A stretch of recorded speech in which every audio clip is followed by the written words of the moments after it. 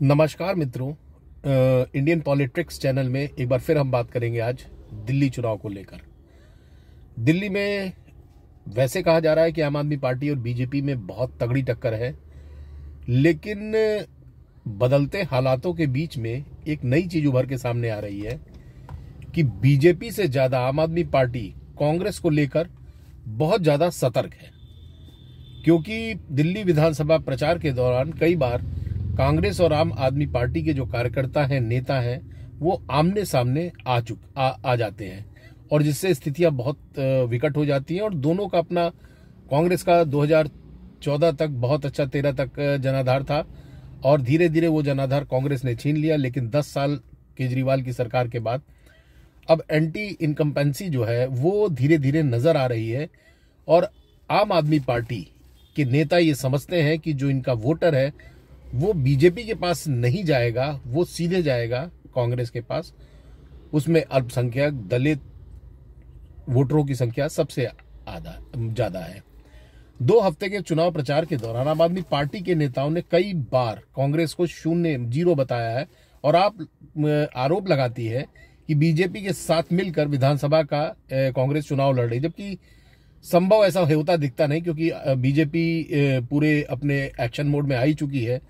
प्रवेश वर्मा, विधूड़ी जैसे पुराने उनके जो नेता हैं, सांसद रहे, विधायक रहे, ये सब 1 to 1 सामने हैं। और ऐसे में कांग्रेस का अगर ये आरोप लगाना आम आदमी पार्टी का कि बीजेपी के साथ मिल के लड़ रही है, तो ये संभव, ये कहीं से यथार्थ दिखता नहीं, कहीं इसमें कोई ऐसी बात नहीं जिसको मानने की कोई वजह हो। अच्छा, राहुल और केजरीवाल में कई बार भिड़ंत भी हुई है जातिगत जनगणना को लेकर। केजरीवाल ने जब इसका जवाब भी दिया है। केजरीवाल को सबसे बड़ा कष्ट इस बात का है कि उनके खुद और आतिशी के खिलाफ कांग्रेस ने बहुत मजबूत प्रत्याशी उतार दिए हैं। आम आदमी पार्टी के बड़े नेता है, संयोजक हैं पार्टी के केजरीवाल, दिल्ली की मुख्यमंत्री हैं आतिशी। इनको दोनों नेताओं को कांग्रेस ने टारगेट पे रखते हुए केजरीवाल के खिलाफ सबको पता है संदीप दीक्षित को उतारा है, जो शीला दीक्षित के बेटे हैं और पूर्व सांसद भी रहे हैं, 2 बार के सांसद रहे हैं। वहीं आतिशी के खिलाफ एक महिला जो उनकी राष्ट्रीय अध्यक्ष है अलका लांबा, वो आतिशी के खिलाफ, दोनों बहुत मजबूत है और दोनों का अपना जनाधार भी रहा है। और पहले भी अलका लांबा अपनी काबिलियत दिखा चुकी हैं। हालांकि वो पहले कांग्रेस में थी, फिर आम आदमी पार्टी में, फिर अब वापस कांग्रेस में चली गई है। इसको लेके आरोप लगते रहते हैं। अब हम बात करते हैं जो सीटें किन किन पे आम आदमी पार्टी बहुत ज्यादा सतर्क है।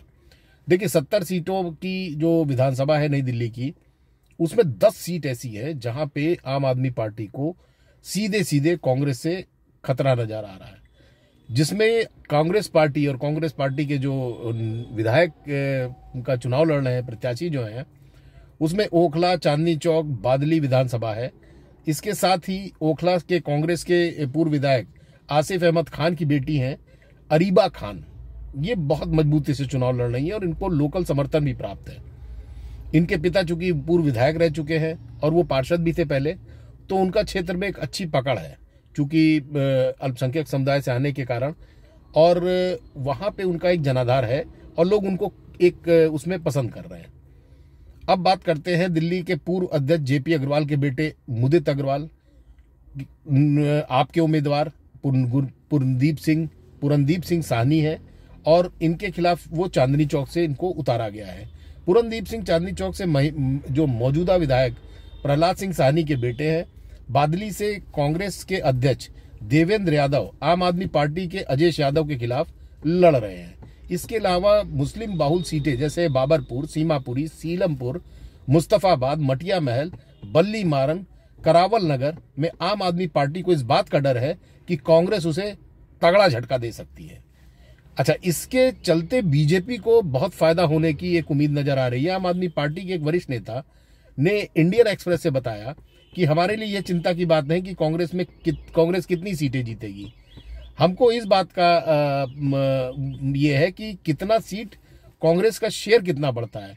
अगर जितना शेयर बढ़ता है उतना ही बीजेपी को फायदा होगा। अब इस बात पे गौर करिए कि उनका सीधे सीधे कहना है कि जितना वोट बढ़े, मतलब प्रतिशत बढ़ेगा कांग्रेस का, तो जाहिर बात है आम आदमी पार्टी का कम होगा और फायदा उसको जैसे होता है कि 2 की लड़ाई में तीसरा फायदा ले जाता है, वो बीजेपी को मिलने की उम्मीद है। आम आदमी पार्टी के एक सूत्र बताते हैं कि 2017 में एमसीडी चुनाव के नतीजे को देखें तो कहानी बहुत हद तक साफ हो जाती है।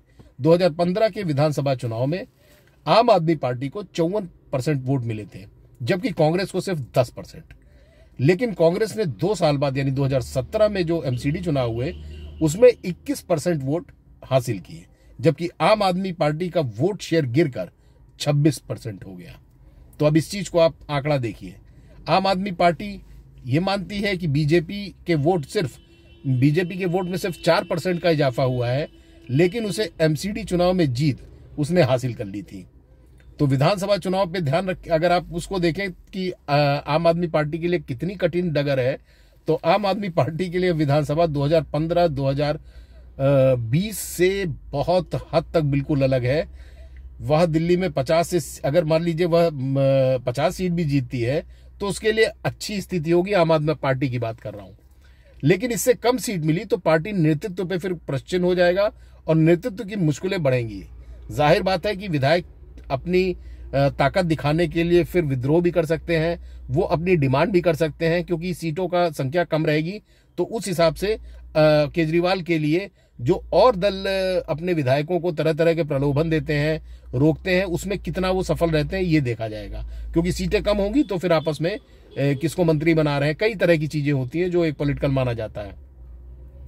अब ये भी बताना जरूरी है कि पिछले कुछ महीनों में आम आदमी पार्टी को कई झटके लग गए हैं। कथित आबकारी घोटाले में कई नेता, अरविंद केजरीवाल, मनीष सिसोदिया, संजय सिंह जेल जा चुके हैं। आम आदमी पार्टी में जो परिवहन मंत्री थे कैलाश गहलोत, वो सहित 4 विधायक उनके पार्टी छोड़ चुके हैं। अब दिल्ली में जो चीजें इस वक्त स्थितियां चल रही हैं, वो कांग्रेस के लिए तो चलिए कुछ नहीं था, शून्य था, लेकिन जितना आम आदमी पार्टी कम होगी उसका सीधा फायदा बीजेपी को मिलेगा, इसमें कोई शक नहीं है। इसीलिए बीजेपी के नेता ज्यादातर हमला आम आदमी पार्टी को करप्ट बताने, उनके बयानों को लेकर सीधे हमलावर हैं और वो जानते हैं कि आम आदमी का छिटका वोट मुझे तो नहीं मिलेगा, लेकिन अगर कांग्रेस को मिल जाता है तो वोट प्रतिशत के हिसाब से कांग्रेस शायद वही काम करे जो आम आदमी पार्टी ने हरियाणा में किया था। तो बड़ा रोचक चुनाव है दिल्ली विधानसभा का, और इसी तरह की खबरों के साथ मैं आपसे जुड़ता रहूंगा।